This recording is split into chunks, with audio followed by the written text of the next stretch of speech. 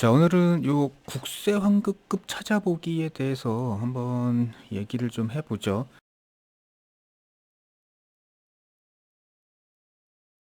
환급이 발생한 경우에 당연히 환급금을 받아야 되잖아요. 돌려받아야 되니까. 근데 이제 이 환급금이 발생했는데도 찾아가지 않는 경우들이 종종 있나 봐요.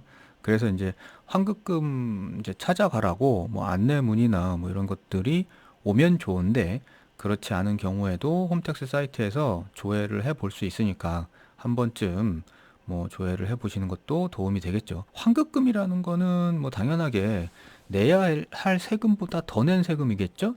그래서 우리 보통 쉽게 얘기하면 뭐 연말정산을 했는데 뭐 환급이 발생한다 뭐 이런 얘기 많이 들어보셨잖아요.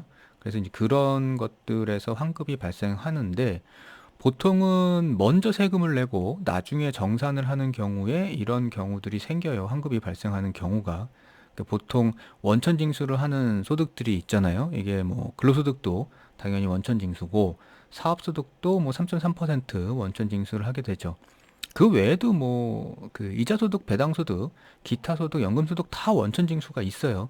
그래서 원천징수라는 것 자체가 아직 정산을 정확하게 하기 전에 일단 먼저 떼어놓는 세금이다 보니까 먼저 세금을 납부한 상태가 되고, 그리고 나서 이제 실제 정확한 신고는 나중에 하게 되죠.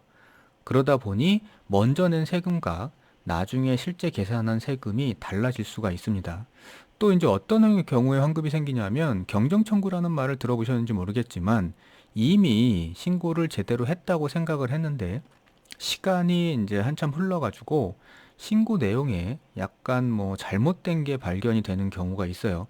그래서 내가 뭐 공제받아야 될 항목을 공제받지 못했다거나, 아니면 뭐 비용이 더 들어가야 된다거나, 뭐 이런 경우에는 경정청구라는 방법으로 원래 냈던 세금이 더 많이 낸 거예요라는 신고를 하게 되죠. 이런 경우에도 환급이 발생하게 되죠. 조금 더 자세하게 들어가다 보면 직장인 같은 경우 근로소득을 받게 되죠. 그리고 근로소득을 받게 되면 연말정산이라는 걸 하게 되는데, 이 구조 자체가 뭐냐면, 평소에 급여를 받을 때 월마다 그 급여 명세서에 보면 원천징수 세액이 나오죠.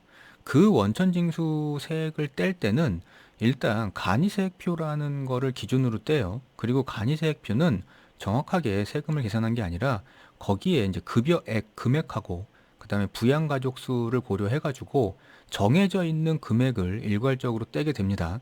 그리고 나서 이제 1년치를 이렇게 떼고 연말이 되면 연말정산으로 실제로 세금을 계산하게 되죠. 그러면서 여기서는 지금 뭐 간이세액배대로 뗐지만 이제는 소득세 세율 있잖아요. 6%에서 45% 이렇게 실제 세율로 인해서 그렇게 계산을 하고 나면 여기에 그 세율 적용뿐만 아니라 소득 공제나 여러 세액 공제 항목들도 들어가게 되고요.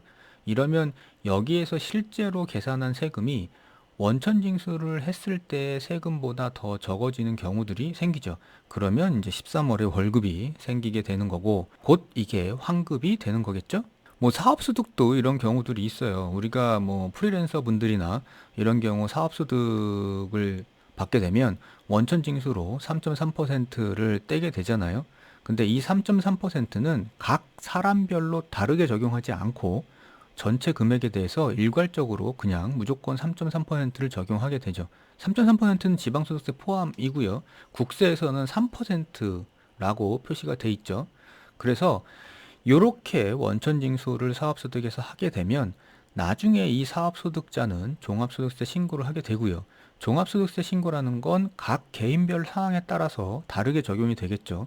소득이 많은 사람은 뭐 40%대 세율을 적용할 수도 있고, 소득이 얼마 안 되는 사람들은 6%대 세율을 적용하기도 하고, 그리고 여기 원천 징수할 때는 고려가 되지 않았던 비용이나 소득공제나 세액공제 항목들도 들어가게 되죠. 그래서 실제로 원천징수를 사업소득으로 뭐 예를 들어서 1,000만 원을 소득으로 벌었다. 그러면 이때 3.3%인 33만 원을 세금으로 떼갔을 거고요. 그리고 나서 다음에 5월에 종합소득세 신고를 이렇게 실제로 계산을 했더니, 물론 소득은 1,000만 원이지만 세금은 0원이 나올 수도 있잖아요. 이런 공제 항목들이 더 많다 보면. 그러면 이미 냈던 33만 원이고 실제는 0원이기 때문에 이 33만 원은 돌려받아야 되는 거죠. 그리고 요 33만 원이 환급금이 되고 있는 거고요. 자, 그러면 내가 돌려받지 못했던 환급금이 있는지에 대해서는 어떻게 조회를 하냐 하면, 여기 국세청 홈택스 사이트예요. 홈택스 사이트에 보면 위에 납부고지 환급이란 탭이 있고요. 거기 탭을 커서를 두면 밑에 국세 환급이란 메뉴에 국세 환급금 찾기라는 게 있어요. 혹은 홈페이지의 아래쪽을 보시면 맨 밑에 잠자고 있는 국세 환급금 찾아가세요라는 여기 메뉴도 있으니까 여기서 들어가셔가지고 조회를 하실 수도 있습니다. 이렇게 들어오시면 이렇게 됐어요. 국세 환급금 찾기 이렇게 돼 있고, 그리고 나의 국세금 환급금 조회해가지고 여기에 주민번호나 사업자 등록번호를 넣고 성명이나 상호를 넣고 조회하기를 누르면 이 밑에 그 찾아가지 않은 국세 환급금이 있다 그러면 여기에 떠 있게 되겠죠. 근데 이제 근로소득자들 같은 경우에 연말정산으로 인한 환급 내역은 여기서 보시면 돼요. 그러니까 연말정산 관련 환급금은 마이홈택스에서 지급 명세서를 뭐 보시면 된다고 나와 있는데, 마이홈택스 여기 있죠. 여기 마이홈택스 들어가시면 그 지급 명세서 란이 있으니까 거기서 확인을 하시면 되고요. 어쨌든 간에 이렇게 조회를 했는데 여기에 그 환급금이 있다 그러면 요걸 이제 찾아와야 되잖아요. 그러니까 찾아오는 건 여기서는 아니고 다시 밖으로 나가가지고요. 여기 납부고지 환급 탭에 보시면 환급금 상세 조회가 있어요. 그래서 여기로 이렇게 들어가시면 이렇게 환급금 상세 조회가 나오게 되는데, 아까 봤던 환급금이 발생했다는 사실이 있으니까 여기서 조회를 하시면 이 밑에 환급금 내역이 뜰 거고요.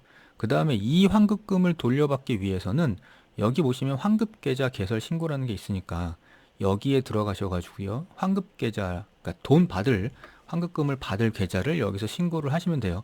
그래서 여기서 신고를 하시면 신고 후 3일 이후부터 신고한 계좌로 입금이 된다고 하고 있네요. 그래서 이제 이렇게 받는 방법이 있고, 혹은 여기 끝에 보시면 통지서라는 게 있으니까 이 통지서를 재출력하셔가지고 그 통지서를 가지고 국세 환급금을 금융기관에서 받으실 수도 있습니다. 자, 이렇게 해가지고 국세청 홈택스에서 혹시 환급금이 있는데 찾아가지 않은 게 있는지 조회하는 방법을 말씀드렸고요. 홈택스를 들어오실 일이 있으면 뭐 가끔 한 번씩 확인을 해 보시는 것도 좋을 것 같습니다. 자, 감사합니다.